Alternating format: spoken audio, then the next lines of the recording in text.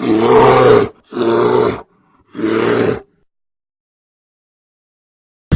promised you the President of the United States. And he's here. I hope I can contain the tingling in my leg. Let's play hardball.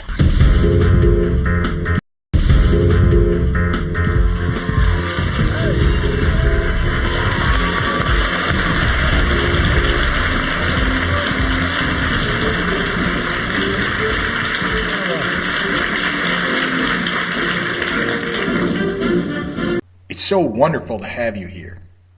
What brought you to Hardball? Was it the thousands of emails I sent you? All the voicemails? The selfies I sent you of my leg tingling? What brought you to Hardball? No, Tim. I get twice as many emails from Rachel Maddow. And the selfies that Diane Sawyer sends me are way better. I'm here to be with the hip, cool, totally awesome, fantastic Twitterer followers that you've stacked the audience with. Am I right? Oh. Are you ready to play hardball? Not really. I know. Let's start with this. Since we have so many young Obamsies here in the audience tonight, recent polls show younger voters becoming disloyal and reactionary just because they're being asked to foot the healthcare bill for every fat schlub cheese doodle eater in America. Don't they understand? It's because they don't need it. The system needs them to pay for it. I can totally understand the frustration people feel when a website won't load. No one gets more mad than me when ESPN won't come up on my phone. Fortunately, for America, I am president. So, once I became aware of the problem on the launch day when it was supposed to be working, that it wasn't working, I dug in, and now that it's not running as bad as it did before, I'm saying it's fixed. I'd also like to say this.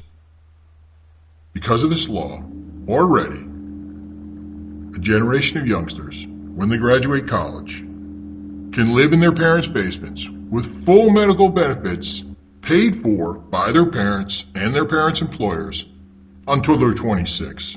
Who doesn't want that, huh? Okay, Mr. President. Here's your next hardball. Today in the Washington Post, we see in the headlines that the National Security Agency can track up to 5 billion cell phones worldwide on any given day. In light of this, with technology, in regards to youngsters, is there any way that we could use this technology to make sure these ungrateful brats enroll in Obamacare? That's an excellent question, George. Let me say this to each and every American citizen. All your medical records, your personal medical history, will be just another drop in the bucket to the information that the federal government already collects on you each and every day. Look, this just becomes another way for the federal government to help address the needs that it's already addressing.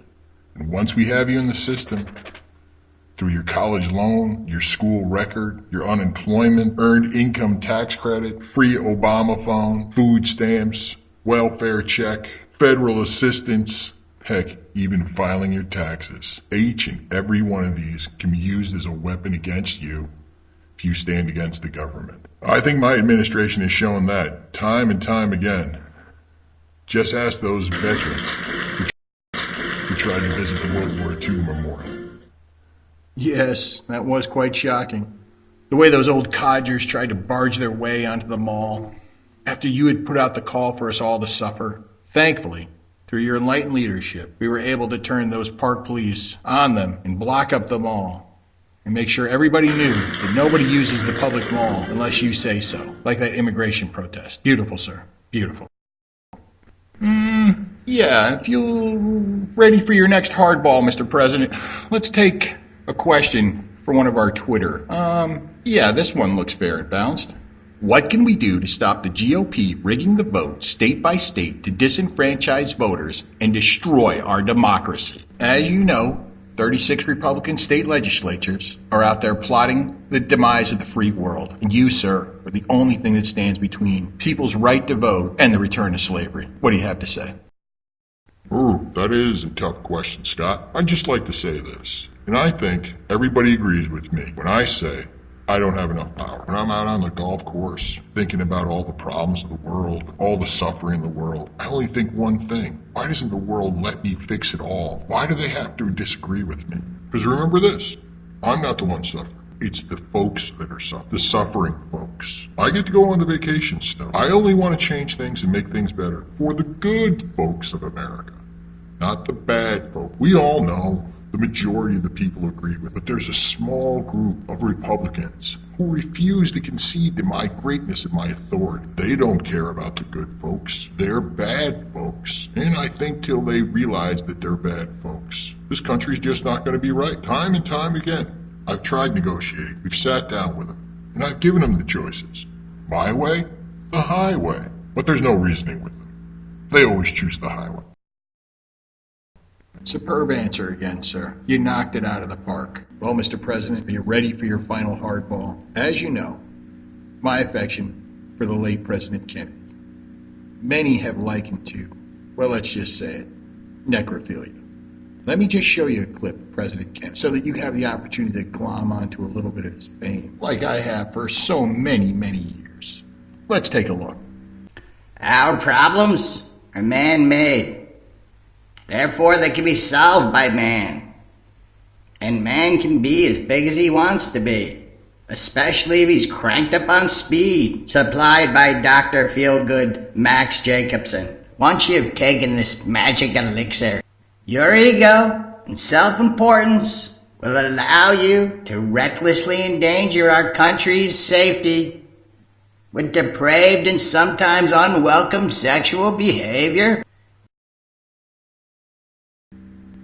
Oh, what a time up here on the stage with you, Mr. President, watching that film with Jack Kennedy.